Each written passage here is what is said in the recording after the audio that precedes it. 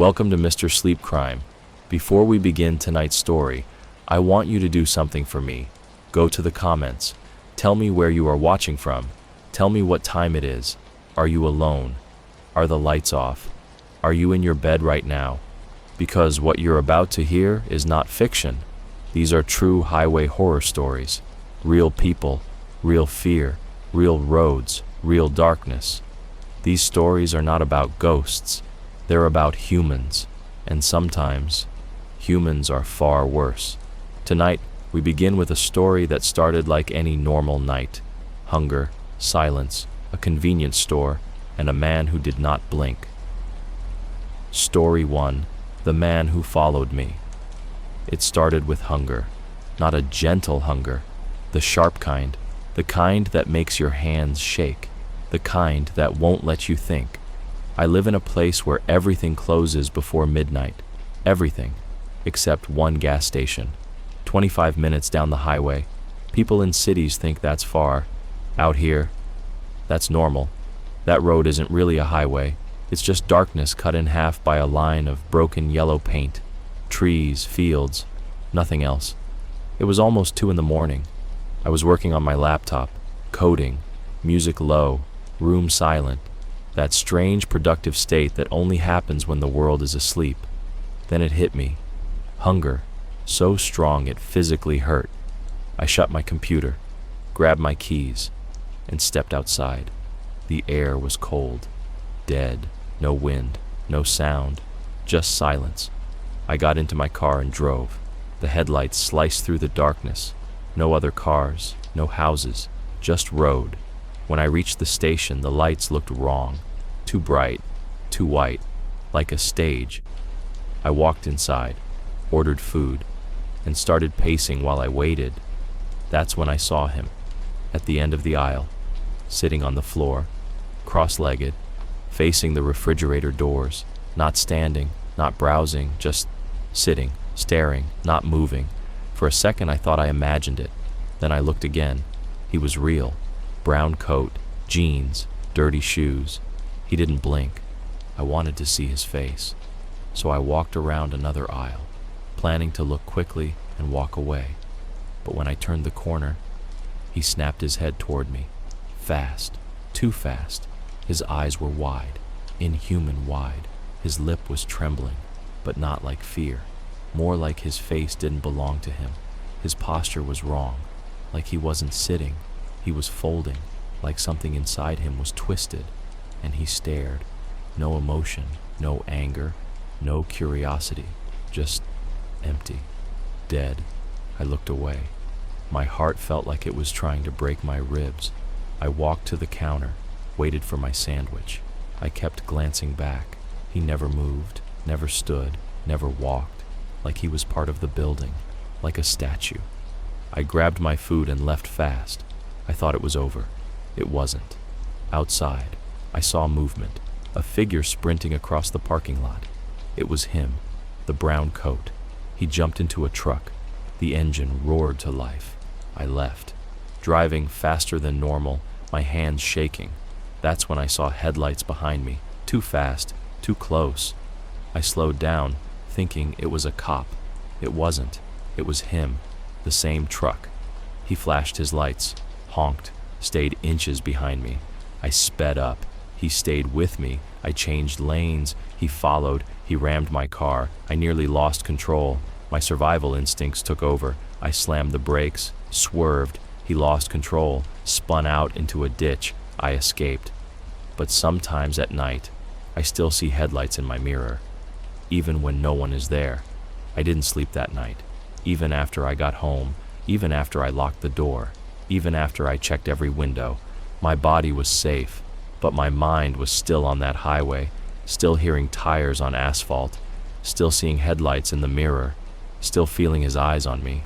I told myself it was over, that he crashed, that he got stuck, that police would find him. But something in my gut told me he didn't crash by accident. He didn't lose control by mistake. He meant to follow me. He chose me. And that thought haunted me for weeks. I kept replaying his face, his shaking lip, the way his eyes didn't blink. the way he sat on the floor like he didn't belong in his own body. I stopped going out late. I stopped driving that road. But one night, weeks later, I saw the truck again, parked far away across a grocery store lot, engine off, lights off, just sitting there, watching. I don't know if it was him, but I drove away, and I never looked back. Story 2. But that wasn't the only highway horror. This next story happened to a delivery driver, a man who thought he was helping someone, a man who almost vanished into the darkness. The road was endless, blacktop, dust, wind, no cities, no gas stations, no voices, just darkness and distance. I worked as a long-distance delivery driver, electronics, packages, long routes, remote highways, places where GPS barely worked. That night I was driving Route 82, one of the loneliest stretches of highway in the Southwest. 1 a.m. The sky felt hollow, the stars felt close, the silence felt loud. Then I saw hazard lights, blinking, red, yellow, a broken car, a woman standing beside it, waving her phone. At first I said no. I told myself not to stop. I told myself stories about traps and ambushes. But guilt won. I slowed down. She ran to my car too fast, like she was waiting, like she was ready. She pulled the handle, locked. She asked for help. Her voice was wrong, jittery, broken, not scared enough, not natural. I rolled the window down just enough to speak. She said her car died, no signal, no help. I unlocked my door. I shouldn't have. She got inside, smelled like metal and sweat and something sweet, like rot. She never looked me in the eyes. She kept saying, "Just drive." That's when my instincts screamed. I looked at her car. A man stepped out from behind it, hidden, watching, waiting. Another man stepped into the road, holding something long, heavy, weapon-like. That's when adrenaline hit me. I hit the gas. The woman started screaming. She reached into her bag. I knew what she was reaching for. I pulled my gun out and rested it on the wheel. I didn't aim. I just let her see. She froze. Silence, breathing, sweat, tension. 30 minutes in a moving coffin. When I reached a gas station, I forced her out. She screamed, fell. A trucker watched. I didn't care. I left. At the next gas station, I found zip ties, burner phone battery, hidden in my seat. That was when I realized they didn't want to rob me. They wanted me gone. Forever. Even now, years later, I still think about that night. I still think about her eyes. Not scared, not grateful, just empty, like she didn't feel fear, like she didn't feel guilt, like this wasn't her first time doing it. The long drives kept coming after that, same job, same highways, but my mind was different. Every red light on the shoulder felt like bait. Every hazard blink felt like a warning.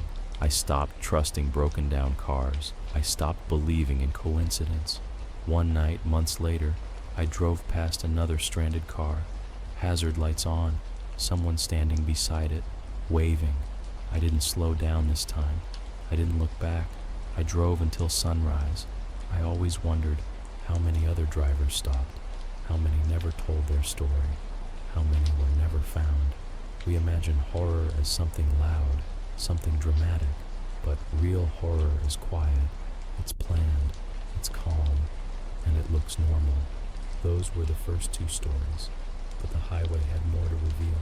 2 more people, 2 more nights, 2 more moments where death rode in the passenger seat. Next, you will hear about a gas station bathroom, a woman who didn't leave, a white van, and headlights that never stopped following. Story 3, the woman who pretended to leave. This one didn't happen to me.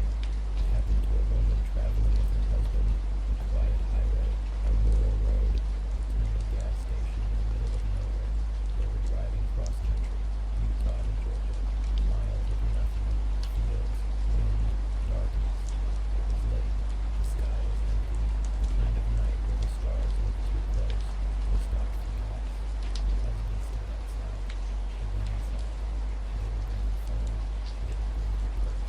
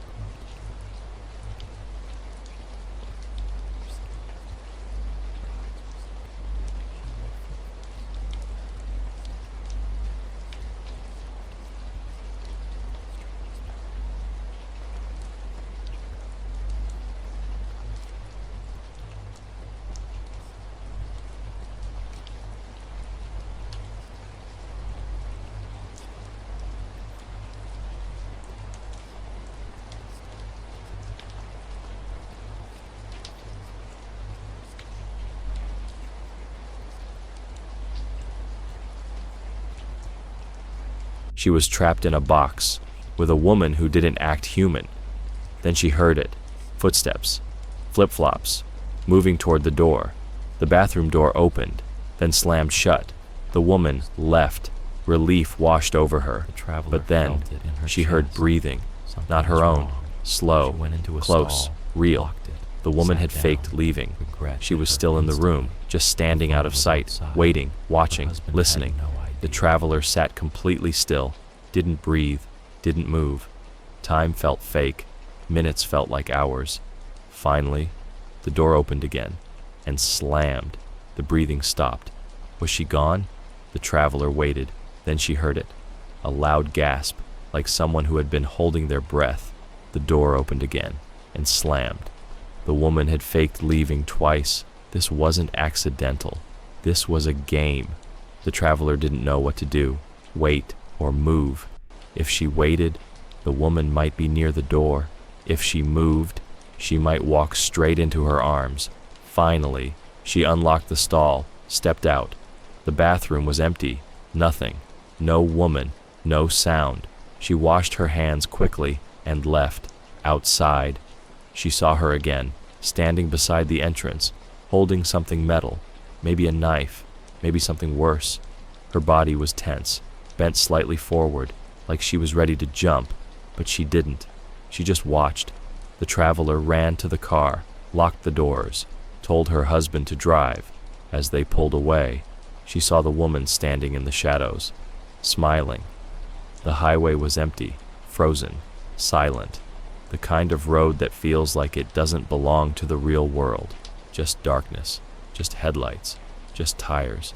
I was 24 years old, working a delivery job, auto parts, Midwest routes, long nights, lonely highways. That night was mid-January, cold enough to hurt, the kind of cold that makes your bones feel loud. I was driving along Interstate 80, eastbound, Des Moines to Davenport, radio off, engine humming, mind fading. My eyes were heavy. Sleep was pulling me under. That's when I saw the sign. Rest area. 1 mile I pulled in. The rest stop looked dead. Dim yellow lights, a brick building, empty parking spaces, except for one vehicle, a white van, far corner, lights off, silent, watching. I parked near the building, locked my doors, went inside. The bathroom was cold, smelled wrong, cleaning chemicals, mildew, old tile, flickering lights. The heater rattled like something alive. I splashed cold water on my face, looked in the mirror, and heard the door open, close.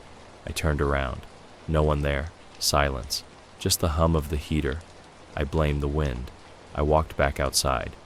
That's when I noticed. The van's headlights were on, but the engine wasn't running. No sound. No vibration. Just light, as if someone had turned them on, and just sat there. I felt it, that instant dread, the feeling of being watched. I unlocked my truck, jumped inside, started the engine, pulled away. That should have been the end, but it wasn't.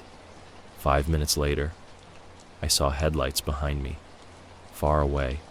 2 dots, getting closer, faster. It was the van. It caught up to me fast, too fast.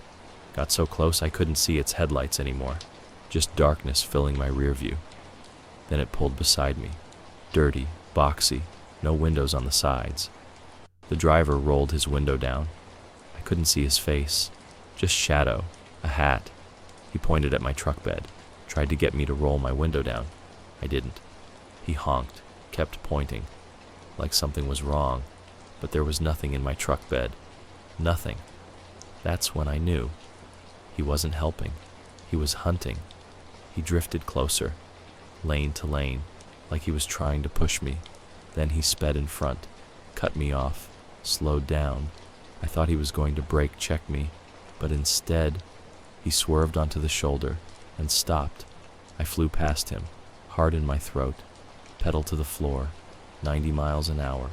The van disappeared, then came back, again and again, always behind me, always watching. I saw a sign, truck stop.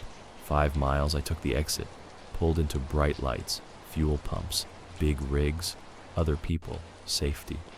I parked, ran into the diner, told the woman at the counter everything. She saw my face. She knew. She called over a trucker, big man, beard, flannel. He walked outside with me, and we saw it, the van, idling, far end of the lot, facing my truck, staring. The trucker shook his head, went to the van alone.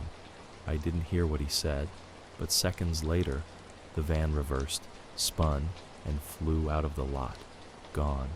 The trucker came back, said there were 2 men, no expressions, no words, just staring. I stayed there for an hour. When I checked my truck, there were handprints on the tailgate, dirty, greasy, like someone tried to open it. That was the night I stopped stopping. That was the night the highway stopped feeling empty, because I realized something. I wasn't alone on that road. I was being watched, chosen, followed, final outrow, highway horror ending. The highways look quiet. They look empty. They look harmless. Just lines of asphalt. Just lights in the distance. Just silence. But silence doesn't mean safety. Silence is where predators hide. Silence is where traps are set. Silence is where the wrong headlights find you. Every story you heard tonight was real. Real people. Real roads. Real fear. No monsters. No ghosts. Just human darkness. Someone sitting in a gas station at 2 a.m. isn't always just tired. Someone waving on the side of the road isn't always stranded. A car behind you isn't always just another traveler. Sometimes they've been waiting. Sometimes they've been watching. Sometimes you were the plan as you lay in bed tonight, as the rain sounds play, as the world goes quiet. Look at your walls. Listen to the silence. Trust your instincts, and remember, the highway never forgets, and the darkness doesn't sleep. If you're listening late at night, comment your country and current time. Let us know where you're watching from. You're safe here with Mr. Sleep Crime. No mid-ads, just stories, just rain, just darkness.